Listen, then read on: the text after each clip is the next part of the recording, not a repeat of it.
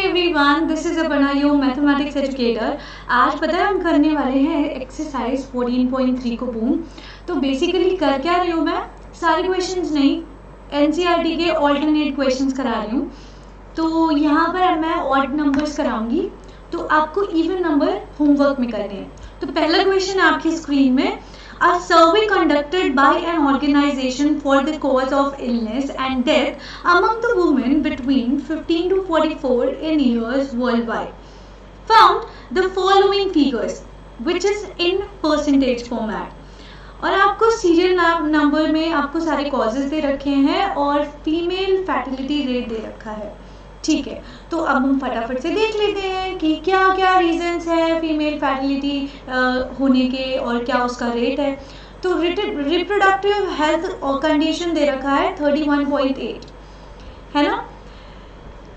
Neuro psychiatric conditions के लिए दे रखे हैं 25.4, इंजरीज 12.4, कार्डियोवास्कुलर कंडीशंस दे रखे हैं 4.3%, रेस्पिरेटरी कंडीशंस दे रखा है 4.1 और अदर कॉजेज दे रखे हैं 22%। अब आपको रिप्रेजेंट करना है इस इंफॉर्मेशन को ग्राफिकली। तो बहुत सिंपल है, इंडिविजुअली हर एक कॉज को यार हम रिप्रेजेंट कर सकते हैं। बेस्ट मेथड है हमारा बार फॉर्मेट, बार ग्राफ में यार करेंगे, है कि नहीं। हमें सोचना ही नहीं है किस में करें, क्योंकि इंडिविजुअल नंबर दे रखे हैं। फिर ये कर लेंगे तो फिर इन दोनों क्वेश्चंस पे दोबारा आते हैं। तो पहले फटाफट से रिप्रेजेंट कर लेते हैं। तो हमें पता है यार, बहुत सिंपल है कि जब भी हमें बार ग्राफ बनाना होता है तो जो इंडिविजुअल रीजंस होते हैं या इंडिविजुअल ऑब्जर्वेशंस होती हैं उसको हम एक्स एक्सिस पे रखते हैं और वाई एक्सिस पे हम ज्यादातर वैसे रख सकते हैं कुछ भी, बट वाई एक्सिस पे हम रखना चाहते हैं जो हमारे नंबर्स होते हैं, जो हमारी फ्रीक्वेंसी दे रखी होती है।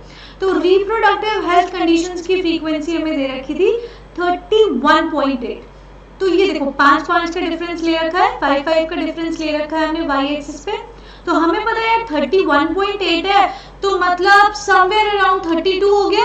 तो 32 मतलब मिड से थोड़ा नीचे, ये देखो ये हो गया आपका रिप्रोडक्टिव हेल्थ कंडीशन का बार। उसी तरीके से सारे बार्स बना देंगे बहुत आसानी से। फिर क्वेश्चन पढ़ के आते हैं, Which condition is a major cause of women's ill health and death worldwide? तो सबसे ज्यादा कॉज क्या बना है वुमेन की इल हेल्थ या फिर उनकी डेथ होने का। तो सबसे बड़ा रीजन यार अपन को सामने ही दिख रहा है, हमारे पास डेटा है। वैसे बार फॉर्मेट में देख के और जल्दी पता लग जाता है ना। बार ग्राफ का यही तो फायदा होता है कि आपको दिखते ही पता लग जाता है आंसर कि सबसे ज्यादा हाइट किसकी दिख रही है, रिप्रोडक्टिव हेल्थ कंडीशन की। तो यही वाला बार है हमारा और इसका मतलब यही वाला कॉज है। नेक्स्ट क्वेश्चन कहता है, try to find out with the help of your teacher any two factors which play a major role in the cause number 2 above being the major cause। तो मेरे प्यारे बच्चों, आपको पता है कि न्यूरोसाइकियाट्रिक कंडीशंस में क्या होता है, मेनली लोगों को अवेयरनेस नहीं होती है। ठीक है, और आप भी मुझे कमेंट करके बताना इसका आंसर आपको क्या लगता है, आप एग्री करते हो या नहीं करते हो। बहुत ज़्यादा हम इसको नेग्लिजिबल तरीके से देखते हैं, बहुत लोगों को इनके बारे में पता ही नहीं होता, है ना।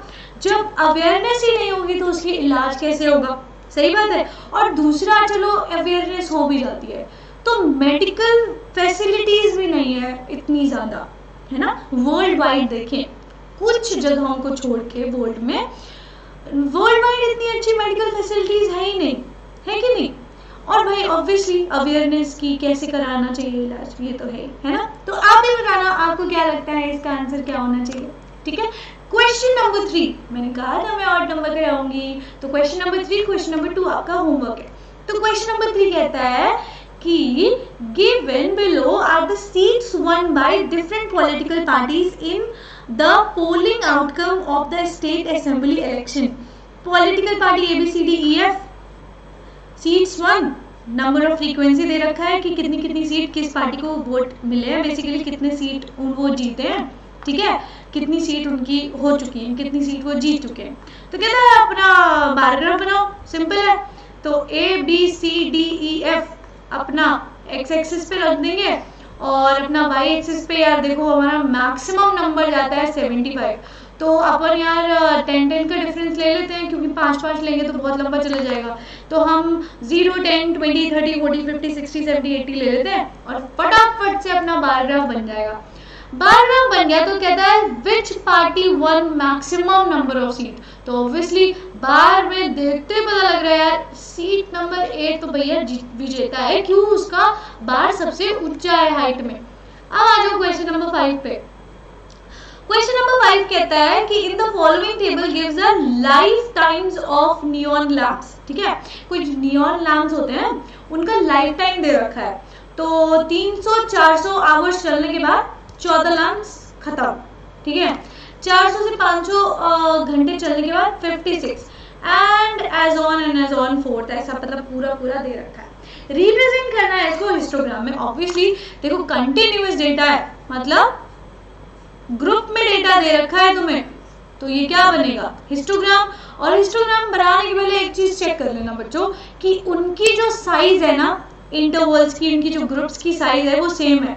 मतलब लोअर क्लास इंटरवल और जो आपका अपर क्लास इंटरवल है वो जो उनके बीच का डिफरेंस है वो हर एक में सेम होना चाहिए, हर ग्रुप में। तो यहाँ पे सब में 100-100 का डिफरेंस है, तो अपन आराम से बना सकते हैं हिस्टोग्राम। तो फटाफट चलो बनाते हैं। अब देखो यार एक बहुत चीज ध्यान रखना, शुरुआती चीज ध्यान रखना कि आपका अगर हिस्टोग्राम 300 मान लो 100 से भी शुरू हो रहा है तो इसका मतलब ये है 0 से उसकी डिफरेंस है ना, क्योंकि हमें पता है अगर हम कोई भी ग्राफ बनाने चलते हैं तो ये वाला पॉइंट हमारा 0 होता है। तो ऑब्वियसली 0 के बाद हमें थोड़ा सा एक ब्रेक देना पड़ेगा। इसको कहते हैं यहाँ पर हमारा डेटा ब्रेक हो रहा है, यहाँ पे हमने अपना डेटा ब्रेक किया है। ठीक है, ये देखो ये बना देने से पता लगता है कि यार हाँ यहाँ पे कुछ और भी नंबर्स हैं, वरना तो तुम बुद्धू बनाओगे। ये नहीं बनाया तो आधा नंबर एक नंबर पूरा चला जाएगा तुम्हारा सही होते हुए भी, तो ये बना देना। ठीक है, और अगर 0 से शुरू हो रहा है आपका डेटा तो कोई चक्कर है ही नहीं। हिस्टोग्राम में स्पेशली ध्यान रखना होता है। अब हमने यार ये सारे के सारे एक्स एक्सिस पे नंबर डाल दिए 300, 400, 500, 600, 700 since it is continuous data और आपको पता ही है सबका। तो आपने बार्स भी बना दिए, रेक्टेंगुलर बार्स डिफरेंट हाइट के बन गए सुंदर सुंदर। फिर कहता क्या है, how many lamps have a life time of more than 700 hours.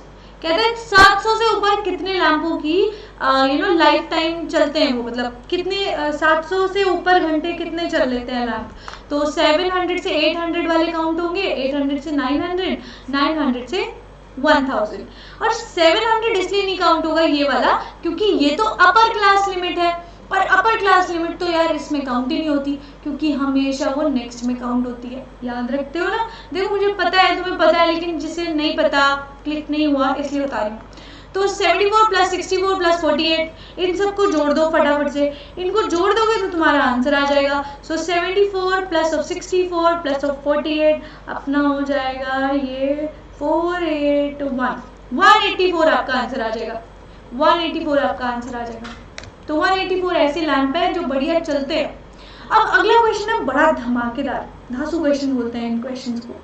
कहता है runs scored by two teams A and B on the first 60 balls in a cricket match are given below। ठीक है, नंबर ऑफ बॉल्स 1 से 6, 7 से 12 ऐसा दे रखा है।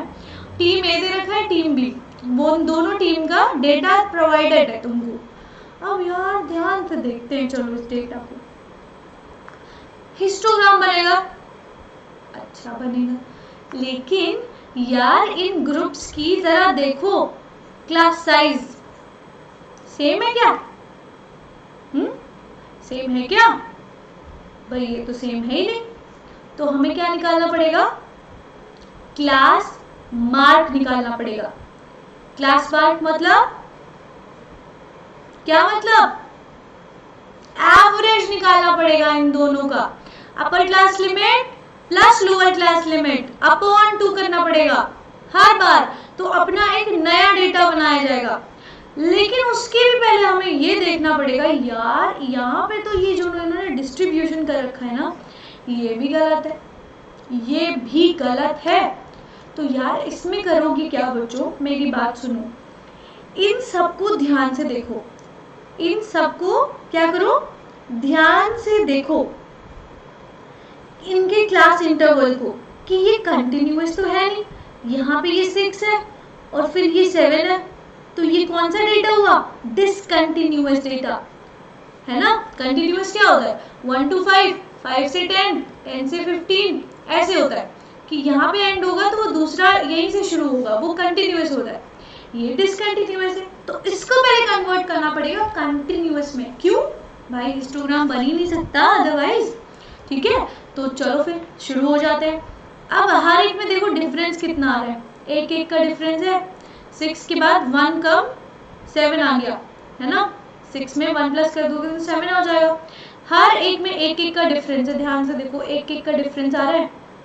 उस एक एक का डिफरेंस को पूरा करने के लिए हम क्या करेंगे, उस एक को फिल करेंगे इसी में, इसी इंटरवल में, इसी ग्रुप में। तो क्या करोगे तुम, ध्यान से देखो 1 का हाफ करो, कितना होता है 0.5 है ना, 0.5 होता है। और क्या करोगे यार कि हर एक के लोअर क्लास लिमिट में उसको माइनस करोगे और अपर क्लास लिमिट में प्लस करोगे। ठीक है, चलो अब फटाफट से कर लेते हैं इसको। चलो आ जाओ।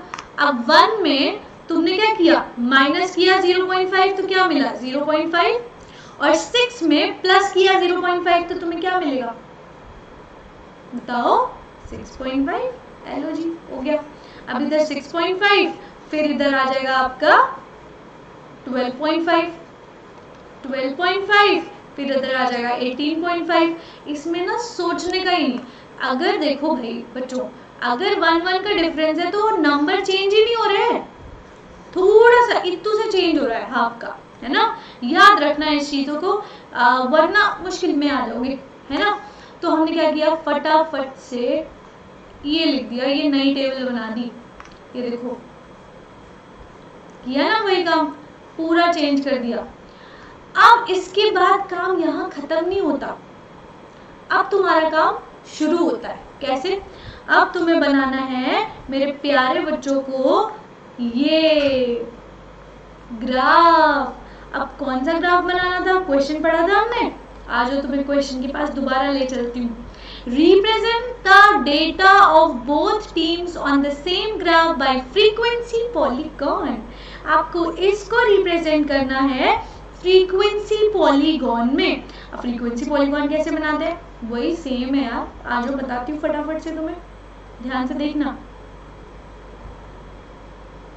ये देखो, आज फटाफट से 0.5 से जो आपका 6.5 का डेटा है, 0.5 से जो आपका 6.5 का जो डेटा है, उसमें देखो फटाफट से टीम ए का प्रदर्शन है 2 का, ठीक है, और आपकी टीम बी कर रही है 5 नंबर पे।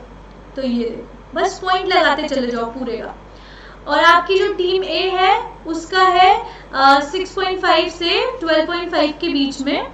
ये देखो ध्यान से, 6.5 और 12.5 के बीच में 1, और उसका है 6।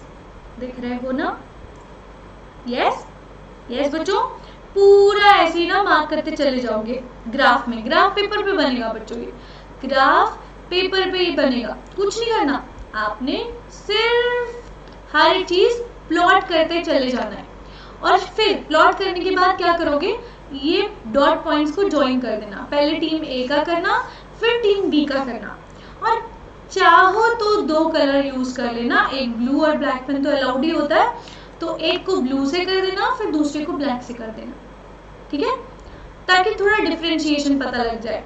वैसे आप पूरा खत्म कर लोगे ना ग्राफ तो अलग ही दिखते हैं। जैसे यहाँ देखो टीम ए का ये है और ये टीम बी का है।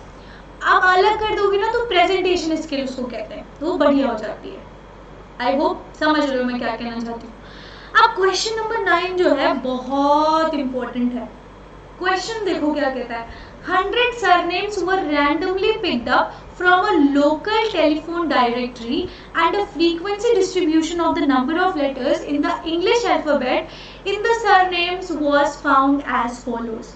ठीक है, कुछ नहीं है। अब जैसे मेरा तिवारी नाम है, ठीक है, तो तिवारी में कितने लेटर्स हैं, वही बात। जैसे शर्मा में कितने लेटर्स हैं, इनके पास कोई काम नहीं था, इनको लगा यार कुछ तो करना है, तो उन्होंने यही काम कर डाला डायरेक्टरी उठाई, 100 सरनेम उठाए, फिर उसका डेटा कलेक्ट किया। तो 1 से 4 लेटर का निकनेम सरनेम था 6 लोगों का, 4 से 6 लेटर का सरनेम था 30 लोगों का, 6 से 8 लेटर्स का सरनेम था 44 लोगों का, 8 से 12, अरे बाप रे 12, समझ रहे हो ना 16 लोगों का, 12 से 20 4 लोगों का। करना क्या, हिस्टोग्राम बनाना है हिस्टोग्राम बनाना है। अब हिस्टोग्राम बनाना है तो वो ठीक है, लेकिन जरा ध्यान से देखो, क्या इनका क्लास साइज सेम है?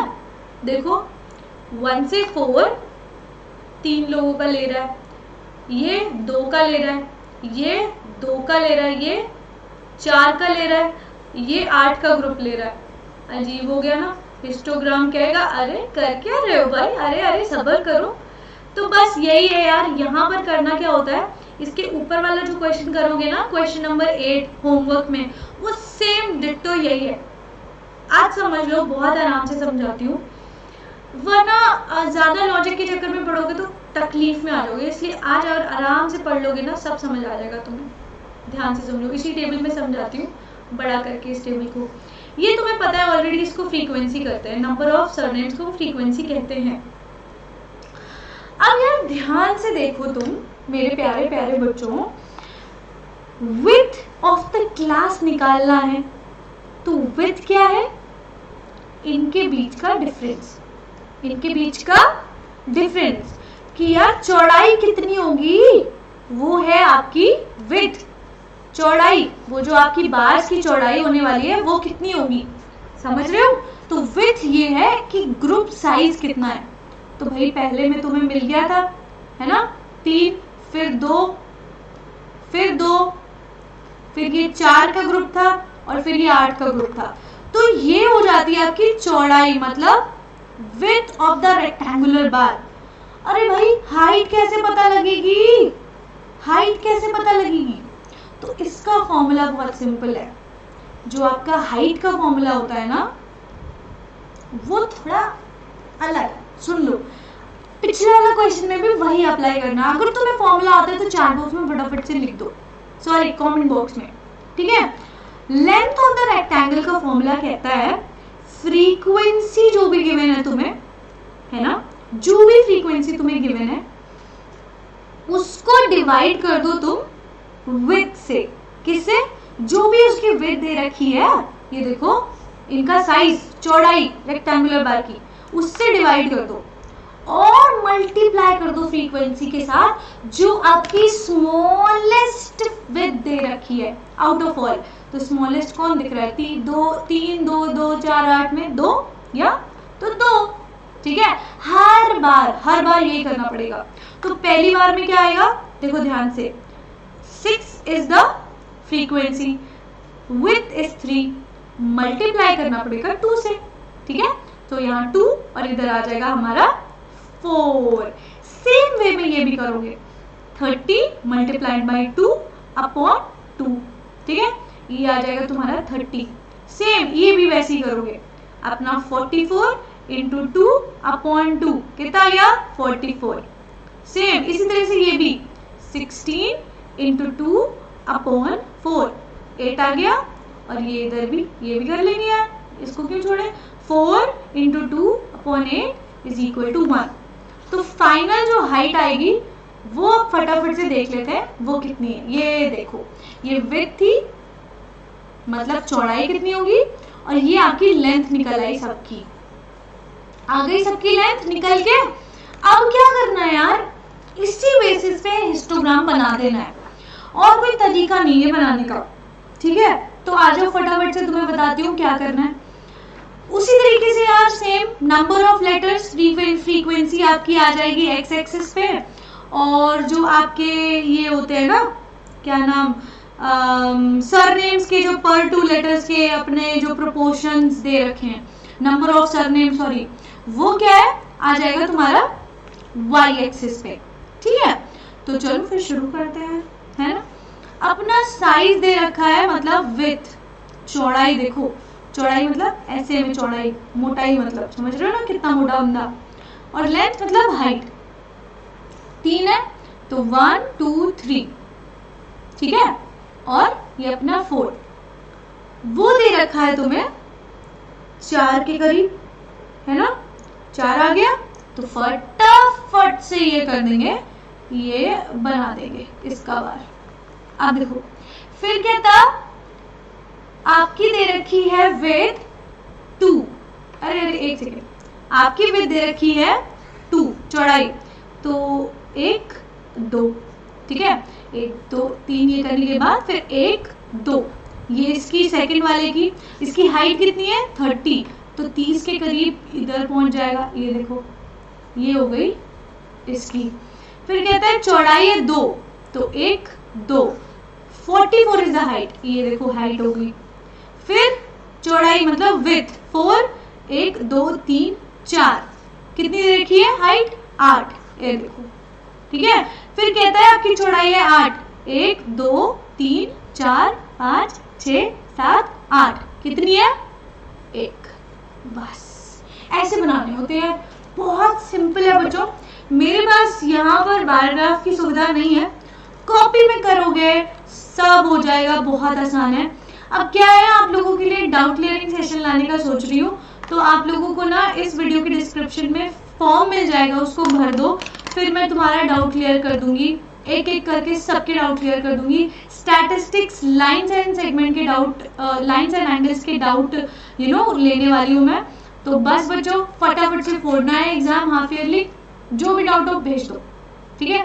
थैंक यू बच्चों, thank you so much for watching this video. अपने सारे दोस्तों के साथ, अपने सारे फ्रेंड्स के साथ शेयर करो इस वीडियो को, और बस अभी के लिए इतना ही। Will see you in the next session, bye bye.